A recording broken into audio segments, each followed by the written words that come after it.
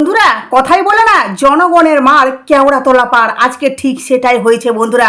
আরজিকাল কলেজের যে মেয়েটার উপর যে অত্যাচার করা হয়েছে, যেই মেয়েটাকে নৃশংসভাবে পশুদের মতো ছিঁড়ে খুঁড়ে খাওয়া হয়েছে, যেই পোষ্যর দলগুলো, সেই পশুগুলোকে হয়তো এবার গ্রেপ্তার করা হবে। এবার মনে হচ্ছে যে ইনকোয়ারি একদম সঠিক জায়গায় চলেছে বন্ধুরা। কারণ তোমাদেরকে একটা ভিডিও ক্লিপিং দিব, যেখানে তোমরা দেখলে আশা করি তোমাদের খুশি হবে বন্ধুরা।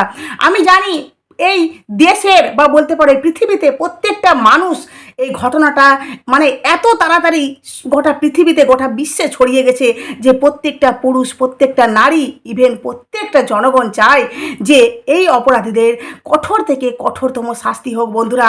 ওদের শাস্তি চাই, উই ওয়ান্ট জাস্টিস।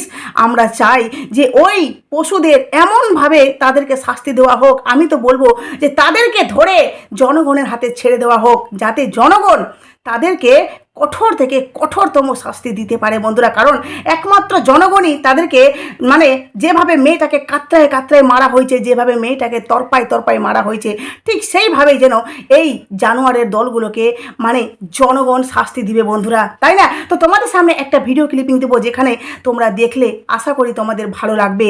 যে ওই যে আরজিকাল কলেজের যে অধ্যাপক, যিনি নিজেকে শিক্ষিত বলে দাবি করেন, যিনি আমার মনে হয় এই ধরনের মানুষ না, হ্যাঁ, ড্রেন পরিষ্কার করার কাজ করা মানে এদের ডিউটি দেওয়া উচিত, এদের এই ধরনের চাকরি দেওয়া উচিত। কারণ এরা ভালো কিছুর যোগ্য না।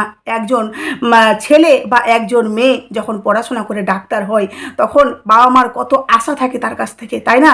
যে আমরা সন্তানকে পড়িয়েছি, সন্তান পড়াশোনা করতে গেছে বাইরে, সে ডাক্তার হয়ে ফিরবে, সে সবার চিকিৎসা করবে, মানুষজনের রোগ থেকে সুস্থ করে, মানুষজনকে সুস্থ করে আবার সমাজে ফিরিয়ে নিয়ে আসবে। ডাক্তার আমাদের কাছে ভগবানের মতো। সেই ভগবান তুল্য মানুষ যদি আমাদের সাথে এই ধরনের ব্যবহার করে, হ্যাঁ, বা সেই ভগবান যখন ডাক্তার কেউ গড়ে উঠে, ডাক্তার যখন পড়তে যায়, তখন তাকে যদি এভাবে নৃশংসভাবে শেষ করে দেওয়া হবে, তাহলে ভাবতে পারছো বন্ধুরা আমাদের পরবর্তী জেনারেশন কোন জায়গায় এসে দাঁড়াবে। ডাক্তার আমাদের মনে হয় প্রত্যেকটা চাকরির মধ্যে ডাক্তার এই যে চাকরিটা, এটা কিন্তু খুব ইম্পর্টেন্ট একটা পার্ট, তাই না? কারণ এই চাকরিটা মানে বলে না যে আমরা কোনো কিছু হলেই কিন্তু প্রাণ বাঁচানোর জন্য দৌড়ে ছুটে যাই আমরা ডাক্তারের কাছে, কিন্তু ওই কলেজের যে অধ্যাপক উনি, হ্যাঁ, তোমরা গতকালকে রেকর্ডিংয়ের মাধ্যমে পুরোটা পরিষ্কার বুঝতে পেরেছো যে উনি টাকা নিয়ে সবাইকে পাস করান। কলেজে কে মানে আসলো কি গেল না, পড়াশোনা করছে কি করছে না, কোনো মাইনে নেই বন্ধুরা। শুধুমাত্র টাকা নিয়ে সমস্তটা করানো হচ্ছে। আজকে ঠিক এই যে মানে উনার নাম হলো গিয়ে সন্দীপ ঘোষ, তাই না?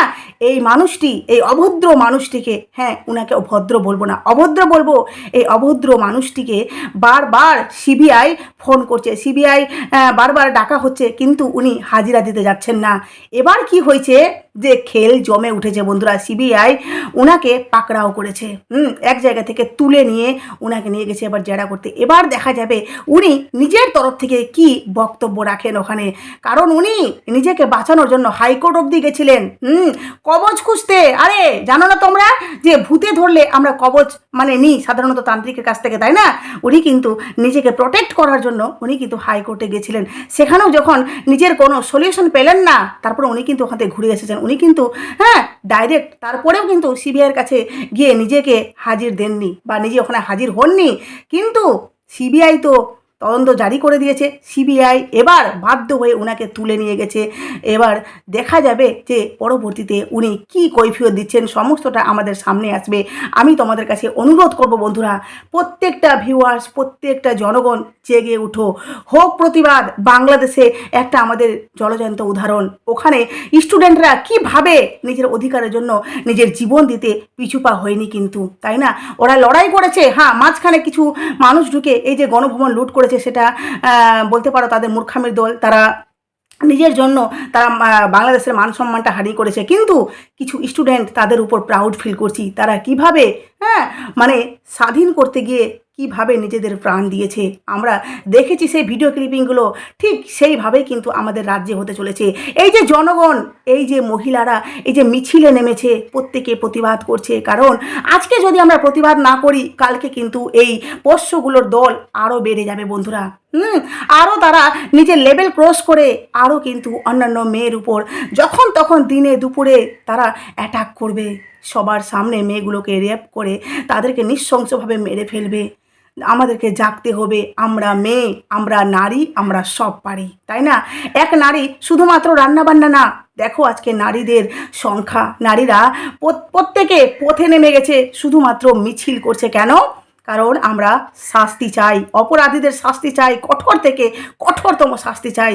সেই অপরাধীগুলো যতক্ষণ না শাস্তি পায়, ততক্ষণ না ওই তিলোত্তমা আত্মা শান্তি পাবে, না ওর বাবা মা শান্তি পাবে, না আমরা জনগণ, আমরা ভিউয়ার্সরা শাস্তি পাবো। আজকে এমন একটা জায়গায় এসে আমরা পৌঁছে গেছি বন্ধুরা, যেখানে কোনো রকমের কারো সেফ নেই। কেউ মানুষ বলতে পারবে না যে আমি এখন বাড়ি থেকে বেরোচ্ছি, জানি না কোন পোষ্যর দলগুলো কিভাবে কোন অবস্থায় অ্যাটাক করবে, জানি না আমি বাড়িতে আবার ফিরবো কি ফিরবো না।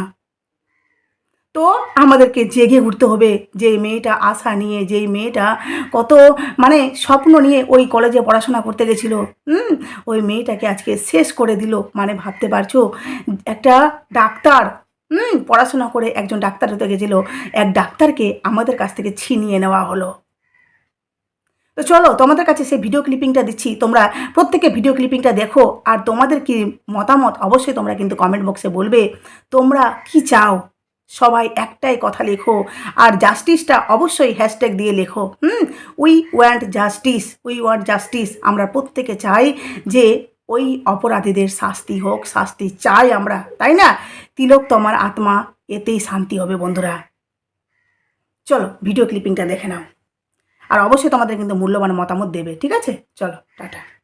এই দেওয়াল ভাঙা দূরত্ব খুব বেশি হলে 20 থেকে 25 মিটারও হবে না, একেবারে প্লেস অফ অকারেন্স। এত হাইলি সেন্সিটিভ একটা কেস, যেটা নিয়ে ইতিমধ্যেই এত তোড়জোড় শুরু হয়ে গিয়েছিল, তারপরে কেন দেওয়াল ভাঙা শুরু হলো? হেন সন্দীপ ঘোষকে এই মুহূর্তে নিউজ 18 বাংলায় যারা চোখ রেখেছেন তাদের জানাই, হেন সন্দীপ ঘোষকে হঠাৎই পাকড়াও। সন্দীপ ঘোষ সল্টলেকের রাস্তা থেকে পাকড়াও। সন্দীপ ঘোষ সিজিও কমপ্লেক্সে নিয়ে যাওয়া হলো প্রাক্তন অধ্যক্ষ সন্দীপ ঘোষকে, এবং এই সন্দীপ ঘোষকে নোটিশ দেওয়া হয়েছিল গতকাল সিবিআই এর পক্ষ থেকে।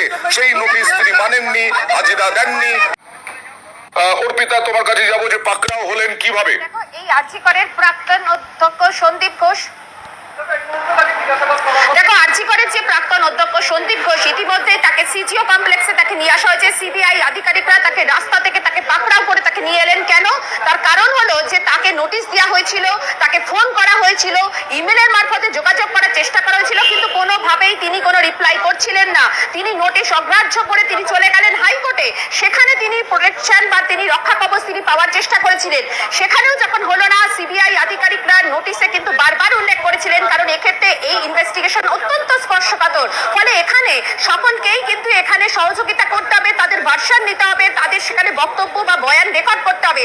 এই জায়গা থেকে যেখানে কিনা দেখা যাচ্ছে সদ্য অপসারিত সুপার আসছেন, যেখানে দেখা যাচ্ছে চেস বিভাগের প্রধান আসছেন, তাহলে প্রাক্তন যে প্রিন্সিপাল তার এমন কি অসুবিধা হয়েছিল যে তিনি আসতেই পাচ্ছিলেন না?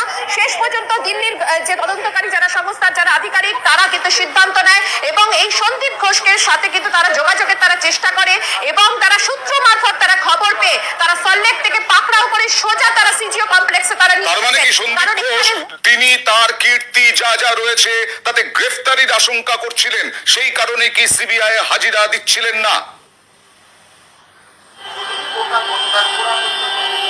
দেখো, সেরকমটাই তার যে আইনজীবী তিনি আজকে হাইকোর্টে সেরকমটাই তিনি বলেছেন যে নোটিশ দেওয়া হয়েছে এবং তারা গ্রেফতারির আশঙ্কা করছেন, সেই কারণেই তারা আজকে প্রোটেকশনের জন্য, রক্ষা কবচের জন্য তারা সেখানে গিয়েছিলেন, এবং সেখান থেকে যখন তা মিলল না, তারপরেও কিন্তু সন্দীপ ঘোষ কোনোভাবে সিজিওতে যে আসবেন এমন কথা তিনি জানাননি। ফলে এই পর্যায় থেকে বা সিবিআই আধিকারিকরা গোপন সূত্রে তারা খবর পেয়ে তারা সল্টলেকের একটি জায়গায় যায়, সেখানে সন্দীপ ঘোষ তিনি আসেন, প্রাক্তন এই প্রিন্সিপালকে সেখানে তারা কথা বলেন, এবং তারপর তাকে কিন্তু পাকড়াও করে সোজা সিজিও কমপ্লেক্সে নিয়ে আসা হয়েছে। কারণ সন্দীপ ঘোষের বক্তব্য অত্যন্ত গুরুত্বপূর্ণ। যে হাসপাতালে এরকম নারকীয় যেখানে ঘটনা ঘটে, যেখানে বর্বরতা ঘটে এবং ধর্ষণ এবং খুনের, সেখানকার প্রাক্তন অধ্যক্ষ কি করে নিজের পিঠ বাঁচানোর জন্য, বা প্রাক্তন এই প্রিন্সিপাল নিজের পিঠ বাঁচানোর জন্য তিনি পালিয়ে যাচ্ছেন? কেন কেন্দ্রীয় তদন্তকারী সংস্থার সামনাসামনি তারা মুখোমুখি তারা হচ্ছেন না? কারণ হচ্ছে এই যে তিনজনকে যখনই মুখোমুখি বসানো হবে, তখনই কিন্তু প্রিন্সিপাল তিনি যা যা করেছেন তার বিরুদ্ধে শুধু এই অভিযোগ নয়, বিভিন্ন সময় এই যে ধৃত সঞ্জয় রায়, তাকে কিন্তু কিভাবে সে মদত দিত, কারণ তারই হাসপাতালে সেখানে যত্রতত্র সে বিচার করত, অর্থাৎ সেখানে সে যেত এবং বিচরণ করত, সেখানে এই সঞ্জয় রায় সম্পর্কে তার কাছে কি ইনফরমেশন ছিল, কেন তাকে ঢুকতে দেওয়া হতো, এবং এই সঞ্জয় রায়কে দিয়ে কি আরো কোনো কিছু কাজ করানো হতো?